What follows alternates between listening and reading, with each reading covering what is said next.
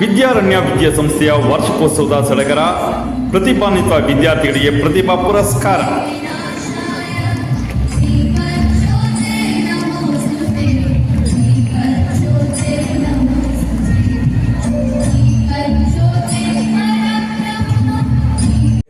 ಸಭಾ ಕಾರ್ಯಕ್ರಮವನ್ನು ಜೆಎನ್ಎಸ್ ಗ್ರೂಪ್ನ ಪ್ರವರ್ತಕರಾದ ಜಯಶೀಲ್ ಶೆಟ್ಟಿ ಘಟಪ್ರಭಾ ಇವರು ದೀಪ ಬೆಳಗಿಸಿ ಉದ್ಘಾಟಿಸಿ ಅತಿ ಕಡಿಮೆ ಅವಧಿಯಲ್ಲಿ ಶಿಕ್ಷಣ ಸಂಸ್ಥೆಯನ್ನು ಉನ್ನತ ಮಟ್ಟಕ್ಕೆ ಕೊಂಡೊಯ್ದ ಕಾಲೇಜಿನ ಆಡಳಿತ ಮಂಡಳಿಗೆ ಶುಭ ಕೋರಿದರು.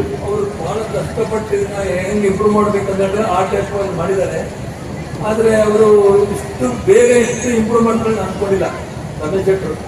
ಯಾಕಂದರೆ ರಮೇಶ್ ಶೆಟ್ಟರು ಸ್ವಲ್ಪ ಸ್ಟ್ರಿಕ್ಟ್. ಯಾಕಂದರೆ ನಾನು ಅವ್ರಿಗೆ ಹೋಗ್ಬೇಕು ನಾನು ಬೈದಿದ್ದೇನೆ. ನಾನು ಜೋರು ಮಾಡಿದ್ದೇನೆ ನಮ್ಮ ಕೆಲವರಿಗೆ ಅಪರಾಧಿಲ್ಲ. ಯಾಕಂದರೆ ನನ್ನ ಮಗ ಆಳ್ವ ಕಾಲೇಜಲ್ಲಿ ಪ್ರಿನ್ಸಿಪಾಲ್ ಮಾಡಿದ್ದಾರೆ. ಪ್ರಿನ್ಸಿಪಾಲ್ ಇದ್ದವಾಗ ನನ್ನ ಮಗ ಆಳ್ವ ಕಾಲೇಜಲ್ಲಿ ಟೀಚರ್ ಕಚೇರಿ ಹೋಗಿದ್ದಾರೆ. ಯಾವಾಗ ನೋಡೋ 30 ವರ್ಷ ಸಸ್ಪೆಂಡ್ ಮಾಡ್ತಾರೆ. ಯಾಕೆ ಗ್ರೇನ್ ಕೊಡೋದಿಲ್ಲ. ಅವಾಗ ಏನಾಗಿತ್ತು ಅಂದರೆ ಪ್ರಿನ್ಸಿಪಾಲ್ ಅದಕ್ಕೂ ಅಷ್ಟೇ. ಆದ್ರೇನು ಅಲ್ಲಿ ಹೋಗಿ ನನ್ನ ಮಗ ಸಸ್ಪೆಂಡ್ ಆಡೋರಿಗೆ ರಿಕ್ವೆಸ್ಟ್ ಮಾಡ್ತಾರೆ. ಸ್ವಲ್ಪ ಬರ್ತಾರೆ ಪಾಸಾಗಿ ನಾವು ಒಳ್ಳೆ ಕಾಲೇಜ್ ಎಜುಕೇಷನ್ ನನಗ. ಆದ್ರೇನು ಅವ್ರಿಗೆ ಅವಾಗ ನೋಡ್ ಮಾಡಬೇಕು. ಇವತ್ತು ಖುಷಿಯಾಗಿದೆ. ಒಂದೊಂದು ಸ್ಕೂಲ್ ಮಾಡಿದ್ರೆ ಭರತ್ ಶೆಟ್ಟರು ಮುದ್ದತ್ ಶೆಟ್ಟರು ಎಲ್ಲ ಸೇರಿ ಬಹಳ ಸಂತೋಷ.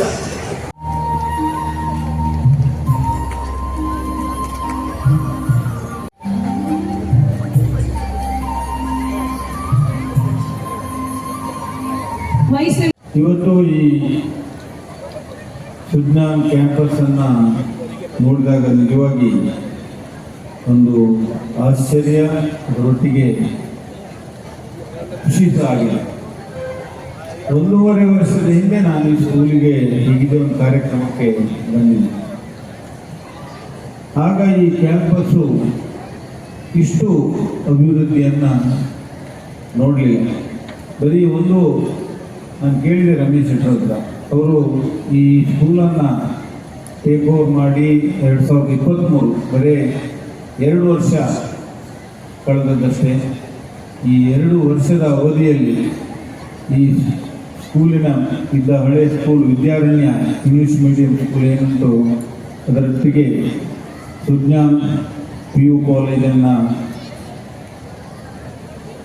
ಓಪನ್ ಮಾಡಿ ಈ ಕ್ಯಾಂಪಸ್ಸಿನ ಒಂದು ಚಿತ್ರಣವನ್ನೇ ಅವರಿವತ್ತು ಬದಲಾವಣೆಯನ್ನು ಮಾಡಿದ್ದಾರೆ.